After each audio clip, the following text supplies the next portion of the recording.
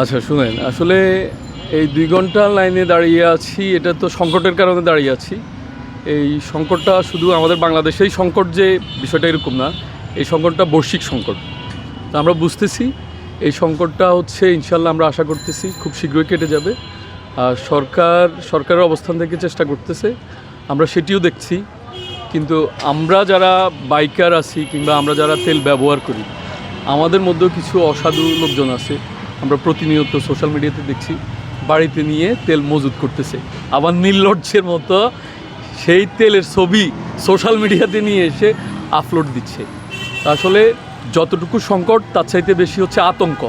আমরা আশা করতেছি খুব শীঘ্রই এই সংকট কেটে যাবে। বৈশ্বিক সংকটটা কেটে গেলে আমাদের দেশের সংকটও কেটে যাবে। আর সরকারকে অসংখ্য ধন্যবাদ জানাচ্ছি, সরকার তেলের দাম বাড়ায় নাই। সরকার যদি তেলের দাম বাড়াইতো এই সংকটটা হয়তো আরও বৃদ্ধি পেতে পারত। ঠিক আছে, ধন্যবাদ।